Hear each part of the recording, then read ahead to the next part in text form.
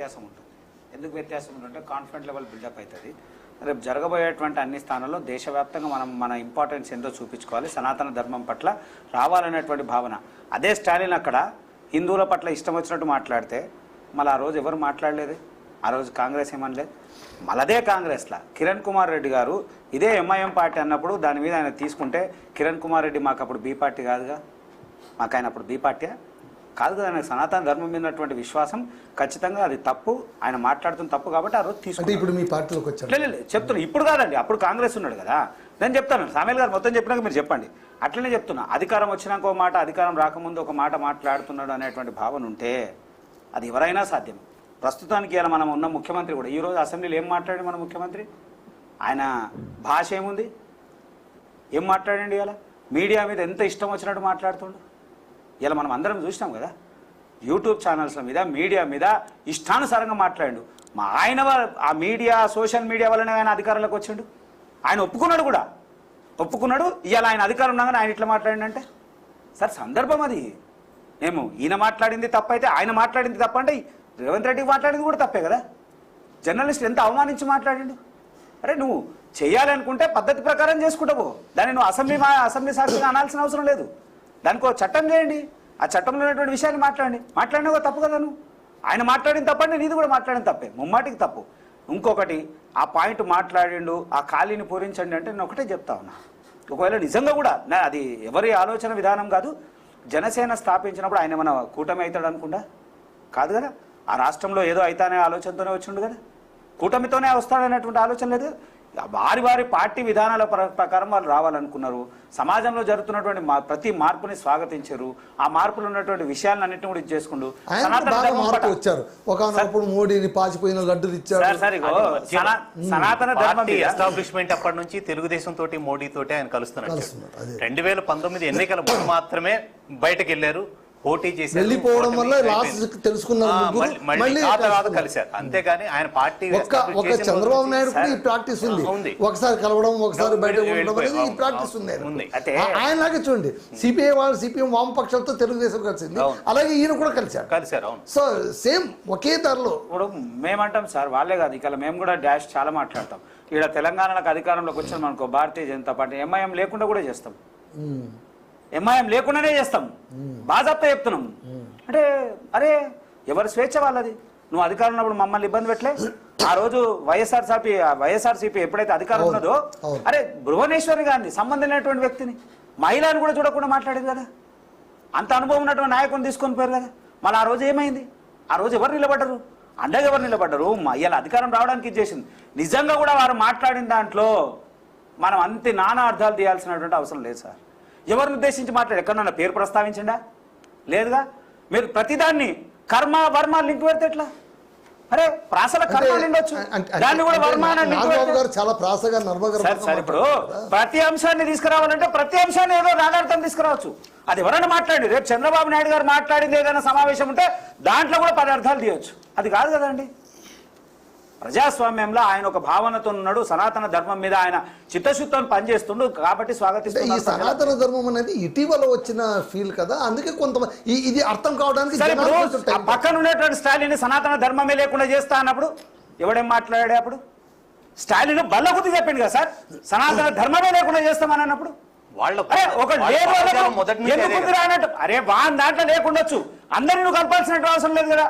ఈ దేశంలో సనాతన ధర్మమే లేకుండా చేస్తానేటువంటి హక్కు ఆయనకి ఎక్కడిది?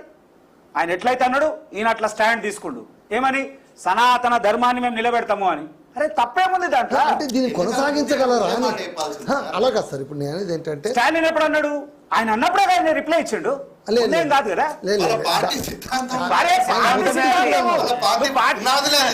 ఏం పార్టీ పునాదులు?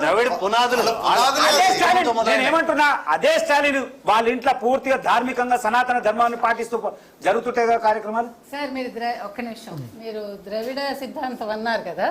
కరుణానిధి గారు గురువు మారినప్పుడు ఆయన కండువా మార్చాడు, ఎల్లో కలర్, మీకు తెలుసో లేదో. వాళ్ళ ఇంట్లో పక్కనే గుడి పేర్లు ఉంటుంది. కూడా మీరు అలా చెప్పకండి. ఇది కరుణ. మీరు నేను రాజకీయాలు ఆ వేరు, విషయం- పార్టీ నేను ఈ విషయంలో మాత్రం పార్టీ సిద్ధాంతం వేరు, పార్టీ సిద్ధాంతం వ్యక్తిగతంగా ఉండొచ్చండి. పాటించడం వేరు. వ్యక్తిగతంగా వాళ్ళు ఎందుకు అట్లాంటి పాటించాలి? స్టాలిన్ మీరు భార్య తిరుపతి వచ్చి దర్శనం చేసుకుని అది వెళ్తాది. వేరు. మీరు ఇంట్లోనే మార్పు తీసుకురాని వాళ్ళు బయట తీసుకొని వస్తారు. నేను ఈ విషయంలో మాత్రం ఖండిస్తానండి. ఎందుకంటే మీరు పాటించినప్పుడు వాళ్ళ ఇంట్లో వాళ్ళు వాళ్ళ పార్టీ పార్టీ చేయాలి. పునాదులు అవి. నీ పార్టీ పునాదులు ఏవైతే ఉన్నాయో వాళ్ళకి పార్టీ పునాదులు పునాదులు అవి. అయినప్పుడు ఆయన అంత హిందీ వ్యతిరేకోద్యమం ఉన్నప్పుడు ఆయన ఇదే కరుణానిధి గారు ఒకసారి చెప్పారండి, నా మనవడు హిందీ చదువుకున్నాడు ఎందుకంటే నేను ఢిల్లీ వెళ్తే నాకు ఒక దుబాసీ కావాలి కాబట్టి చదువుకున్నాడని చెప్పాడు ఆయనే.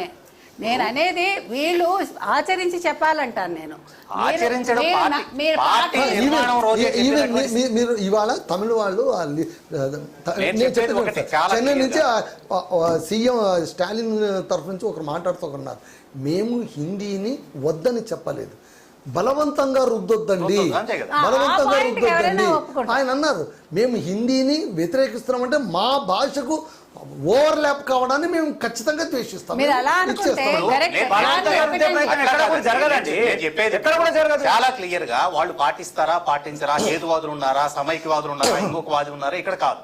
వాళ్ళ పార్టీ నిర్మాణం ముందు వాళ్ళు పెట్టుకున్నటువంటి సిద్ధాంతం అది కాబట్టి ఎప్పుడు మాట్లాడే రైట్ ఆయన ఇంట్లోనే మారినప్పుడు ఇక బయట ఏం చేస్తారు? ఒక్క నిమిషం ఆగండి. ఆయన ఇంట్లోనే మారినప్పుడు ఏం చేస్తారు? బీజేపీ వాళ్ళు నాది సనాతన ధర్మం అని ధైర్యంగా చెప్పొచ్చు, ఎందుకంటే వాళ్ళ నిర్మాణమే అది జనసంఘ నుంచి మొదలైంది కాబట్టి వాళ్ళు చెప్పడానికి ఎప్పటికీ హక్కు ఉంటుంది. వాళ్ళ ఇంట్లో వాళ్ళు హేతువాది ఉన్నాడు నేను కాబట్టి ఇంట్లో వాళ్ళ కుదరదు గురించి అంటే కుదరదు కాదు. మాట్లాడలే. అరే, మీరు ఇందాక మార్చారు సార్. పార్టీ ఈయన పవన్ కళ్యాణ్ విషయం ప్రజల మధ్యకు వచ్చి వాళ్ళ సార్, పార్టీ నిర్మాణం దీని మీద చేస్తున్నా అని చెప్పారు. సార్, మన సో ఇంట్లో దానికి వాళ్ళ వ్యతిరేకంగా విషయాన్ని విషయాల్ని కూడా పవన్ కళ్యాణ్ గారు ఇవాళ స్టాలిన్ ఏదైతే మాట మాట్లాడిండో, స్టాలిన్ ఇంట్లో సనాతన ధర్మాన్ని వాళ్ళ ఫ్యామిలీ మొత్తం గౌరవిస్తుంది, వాళ్ళ భార్యతో సహా గౌరవిస్తుంది కదా.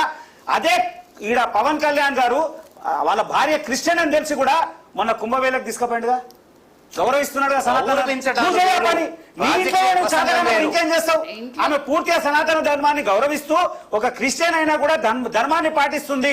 నీ ఇంట్లో అట్లా జరుగుతలే కదా. ఎందుకు జరగకపోతే జరగలేదు? నువ్వు దేశం ఏం చేస్తావు, నువ్వు ఆలోచన ఏం మాట్లాడతావు? ఇప్పుడు నీ ఇంట్లోనే సాధ్యం కాదు కరుణానిధి కదా. ఆవిడ వచ్చి వెంకటేశ్వర స్వామిని దర్శించుకుంది, వాళ్ళు పాటించి అదే ఈవెన్ అదే అక్కడ ఉన్న కరుణానిధి వైపు ఇక్కడ కాదు కనిపిస్తుంది. పార్టీ మీరు పార్టీ మాత్రం నేను అనేది పార్టీ సిద్ధాంతం నేను అయినప్పుడు he నేను has ఇవాళ to ఒక follow. ఛానల్ పెట్టాను. He has నా to లైన్ follow. ఇది అని నేను చెప్పాను సార్, నేను మాట్లాడే హక్కు ఉంటుంది. చేయడం అనేది సార్, తప్పు. చెప్పండి. నేను ఒక ఛానల్ పెట్టాను ఇవాళ, ఆ ఛానల్ కి నాది ఇది లైన్ అని చెప్పినప్పుడు ఆ తర్వాత అది పాటించామా లేదు సెకండరీ, కానీ ఏ క్షణమైనా దాని గురించి మాట్లాడే హక్కు నాకు ఉంటుంది. నేను అదే చెప్తున్నా, జనసంఘ్ బేస్ గా అలా నిర్మాణం అయినటువంటి కుదరదు. అది బీజేపీ కుదరదు. ఈ రోజు సనాతన ధర్మం గురించి మాట్లాడడానికి హక్కు ఉంటుంది. నిన్నటి వరకు అందరూ సమైక్యంగా ఉండాలి, అందరూ ఇది ఇవ్వాలి అని చెప్పినటువంటి పవన్ కళ్యాణ్ హఠాత్తుగా అధికారం రాగానే రూట్ మార్చడం కుదరదు. రేపు ఎన్నికల ముందు మాట్లాడేది, రేపు ఎన్నికల ముందు మాట్లాడు నేను సనాతన వాదిని అని. అప్పుడు ఎందుకు మాట్లాడాలి అక్కర్లేదండి. ఇప్పుడు మీరు ఎప్పుడు అంటే జనం పిచ్చోళ్ళైనప్పుడు మాత్రమే మాట్లాడతారా? జనం అమాయకంగా కూర్చున్నప్పుడు ఎన్నికల్లో మాత్రం అన్ని కులాలు కావాలి, అన్ని మతాలు కావాలి, అయిపోయిన తర్వాత మాత్రం నాది ఒంటరితనం నేను కోరుకున్నది ఇది అని చెప్తారా? అది కుదరదు. మీరు అన్నది ప్రజలకి ఏంటి నువ్వేంటో నీ భావం ఏంటో ముందే చెప్పు, ఓటు వేయాలా లేదో నేను నిర్ణయించుకుంటా. వ్యక్తిగతంగా మీరు అలా ఓకే, కుదరదు ఓకే. అన్నప్పుడు కుదరదు అంతే. సార్ చెప్పండి సార్.